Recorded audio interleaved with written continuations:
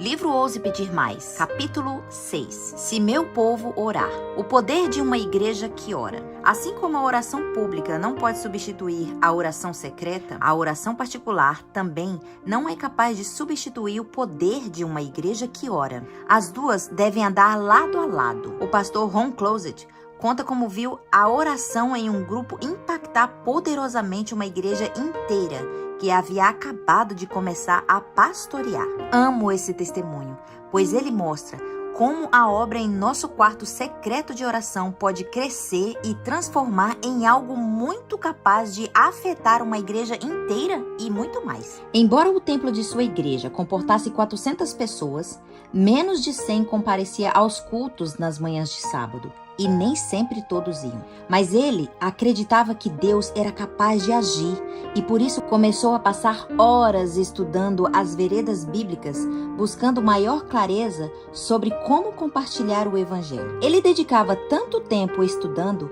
que acabava lhe sobrando pouco tempo para preparar os sermões. Assim, sabendo que somente o Espírito Santo pode convencer os corações e compensar suas deficiências pessoais, ele começou a se levantar muito cedo a cada manhã de sábado, a fim de orar com fervor para que o Espírito Santo de Deus fosse derramado sobre sua igreja. Deus começou a agir em resposta às suas orações particulares e, em consequência, mais e mais pessoas começaram a ir à igreja. Ao fim do primeiro ano, a frequência aos sábados triplicou. Entretanto, esse foi apenas o início. Depois de 1 ano e 3 meses na Igreja Nova, ele dedicou a realizar uma série sobre oração. Ele conta como isso impactou a sua vida. Um mundo totalmente novo se abriu para mim. Oração e a comunhão com Deus se tornaram muito mais reais e concretas. Meu relacionamento com Jesus cresceu e se tornou mais íntimo do que nunca antes. Finalmente percebi como a maioria dos cristãos parece viver a vida 7 centímetros abaixo da superfície da água. Sabemos que estamos afundando, mas entendemos que esse é o nosso quinhão na vida, ignorando o fato de justamente acima de nós há um mundo novo e cheio de frescor. Graças à série de oração, o Espírito Santo começou a tocar a igreja ainda mais com poder. E membros começaram a orar de verdade. Além de orar no culto de oração, realizado no meio da semana, começaram a orar juntos toda a tarde de sábado, durante o horário de verão. Durante o horário padrão, encontravam-se às sextas-feiras à noite para orar, mas não parou por aí. Ao ficar sabendo que alguns membros de sua igreja estavam sofrendo com possessão demoníaca, o pastor Closet convidou os anciões a se unir a ele certo dia às 5 horas para o momento especial da intercessão. 7 dos 10 anciões compareceram e o período da oração foi tão poderoso que eles decidiram se encontrar e orar juntos toda semana. Então acrescentaram as manhãs de sexta, depois de sábado e de domingo. Os diáconos perguntaram se poderia unir ao grupo de oração na madrugada. Depois os membros pediram para participar e o grupo crescente começou a orar todas as manhãs. À medida que o Espírito de Deus era derramado, o pastor Closet começava a ver cada vez mais vitórias espirituais entre membros na igreja. Líderes que nunca haviam interessado pela oração não queriam mais chegar atrasado na reunião da comissão da igreja, pois a primeira meia hora era dedicada à oração.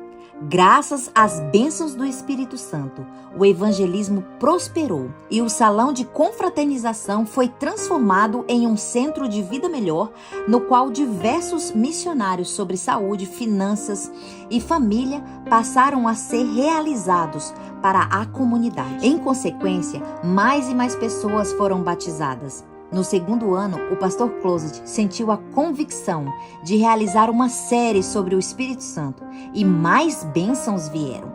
Muitos pequenos grupos foram formados e teve um início a construção de um templo. Como o poder de Deus estava mudando drasticamente a vida dos membros, eles acrescentaram um momento regular para testemunhos nos cultos de sábado, a fim de que pessoas pudessem compartilhar suas experiências.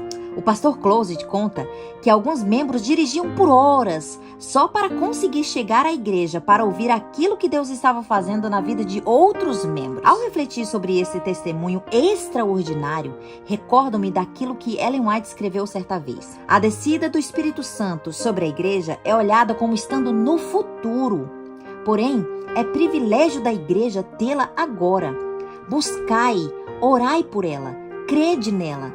Precisamos tê-la e o céu espera para concedê-la. É difícil resumir o testemunho do pastor Closet, uma vez que Deus continua a abençoá-la cada vez mais. Ao longo dos 5 anos que passou naquela igreja, o dízimo quadriplicou e a oferta evangelística cresceu extraordinariamente 5.000%. O número de igreja triplicou e a maioria deles envolveu ativamente de algum tipo de ministério. Quase 200 pessoas foram batizadas. Conforme ele disse, isso pode não ser incomum em alguns lugares do mundo, mas para nós aqui, nas confortáveis comunidades laodiceanas do Ocidente, foi verdadeiramente o agir de Deus. Não nos esqueçamos de que aquilo que o Senhor fez por essa igreja começou com um homem disposto a lutar em seu quarto secreto de oração.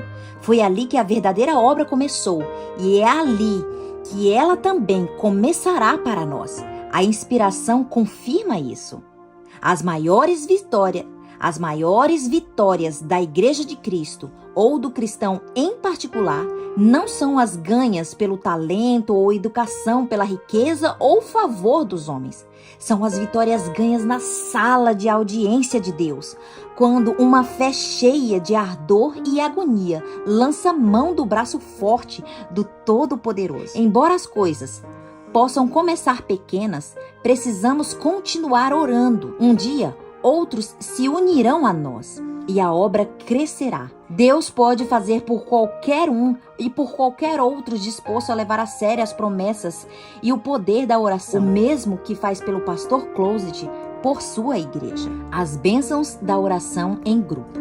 No livro de Joel, encontramos uma nação em grande aflição espiritual. Em resultado dessas angústias, os líderes espirituais receberam a ordem de convocar uma assembleia solene e reunir o povo para um jejum e oração. Chorem os sacerdotes ministros do Senhor. Entre o pórtico e o altar, orem. Poupa o teu povo, ó Senhor, e não entregue a tua herança ao opróbrio, para que as nações façam escárnio dele. Joel 2,17. Qual seria o resultado desse período de jejum, súplica e intercessão comunitários? O profeta Joel continua. Então o Senhor se mostrou zeloso à sua terra, compadeceu de seu povo e respondendo lhe disse: Eis que vos envio o cereal e o vinho e o óleo, e deles serão fartos, e vos não entregareis mais o opróbrio entre as nações. Restituí-vos-ei os anos que foram consumidos pelos gafanhotos migrador, pelo destruidor e pelo cortador, e meu grande exército que enviei contra vós outros. Comereis abundantemente, e vos fartareis, e louvareis em nome do Senhor vosso Deus, que se ouve maravilhosamente convosco, e meu povo jamais será envergonhado. Mas não para por aí. Alguns versículos depois, somos informados acerca do grande derramamento espiritual que aconteceria. E acontecerá depois, que derramarei o meu espírito sobre toda a carne. Vossos filhos e vossas filhas profetizarão, vossos velhos sonharão e vossos jovens terão visões. Até sobre os servos e sobre as servas derramarei o meu espírito naqueles dias. Versos 28 e 29. Ellen White comenta: se essa profecia de Joel foi particularmente cumprida nos dias dos apóstolos, vivemos agora no tempo em que ela deve se manifestar com maior evidência para o povo de Deus.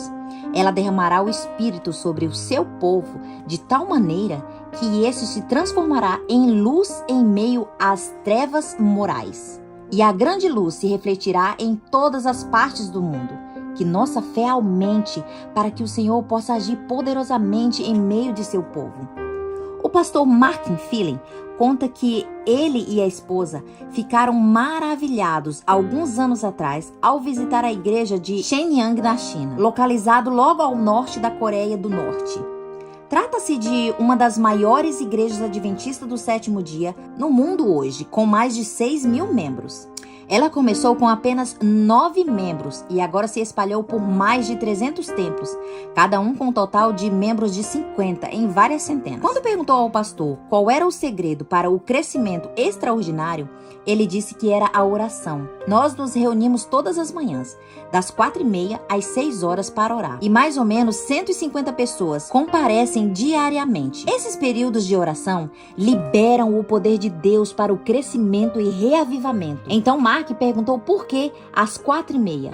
Afinal, tão cedo? O pastor Mark respondeu que é porque as pessoas são profissionais ocupadas que precisam ir trabalhar, mães e filhos para cuidar e alunos que precisam ir para a escola. Então, ele se reúne para orar antes de começar a responsabilidade do dia. J. Edwin Orr, historiador que registra os reavivamentos mundiais, escreveu certa vez: nenhum grande despertamento espiritual começou em qualquer lugar do mundo sem a oração unida. Cristãos orando com persistência em buscar o reavivamento. Lancemos mão do presente que nos foi dado, o privilégio tanto de oração pessoal quanto em grupo.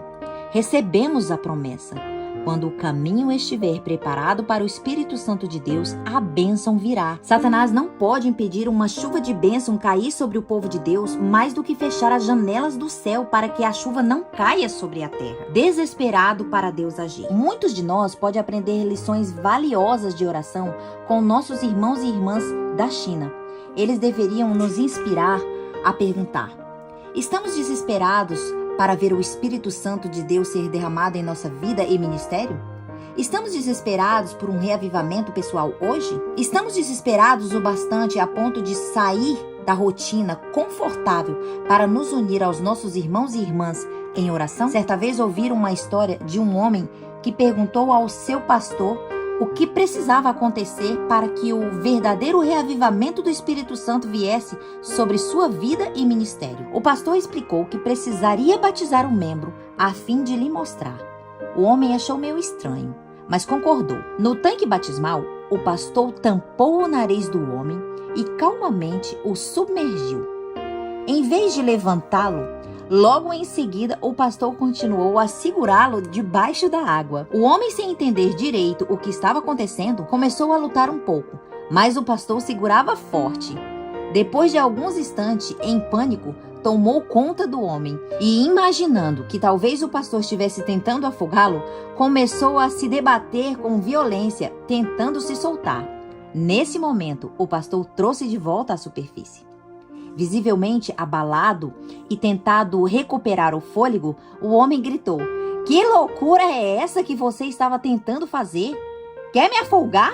Com toda a calma, o pastor respondeu: "Quando você estiver tão desesperado pelo reavivamento, assim como está agora pelo fôlego de ar, então o Senhor o enviará." Temos muito zelo no que diz respeito a correr atrás de sucesso e honras mundanos. Os atletas são aplaudidos por seu vigor físico e homens de influência são estimados por sua presença e dedicação. Mas e nossa persistência para obter a pérola do grande valor? E nosso zelo em relação de tesouros celestiais? Desejos de bondade e verdadeira santidade são bons, até certo ponto, mas se você se detém aí, de nada valerão. Os bons propósitos são justos, mas não se demonstrarão de nenhum valor, a menos que sejam resolutamente executados. A maioria dos professos cristãos não possui o senso do vigor espiritual que poderiam obter se fossem eles tão ambiciosos, zelosos e perseverantes para adquirirem conhecimento das coisas divinas, como são para alcançar as mesquinhezas e perecíveis coisas dessa vida. As massas que professam ser cristãs têm se contentado em ser anões espirituais. Logo, muitos se perderão enquanto esperam e desejam ser cristãos. Não fazem, porém, nenhum esforço sincero, portanto serão pesados na balança e achados em falta. Não sejamos pesados na balança e achados em falta. De acordo com David Nelson, pastor da Pioneer Memorial Church, nossas orações devem ser desesperadas, urgentes e cheias de expectativa. Deus se deleita em honrar orações desesperadas, sobretudo quanto o seu povo se ajunta em união, permanecendo com fé em sua palavra. Sim, o céu se move quando o povo de Deus ora.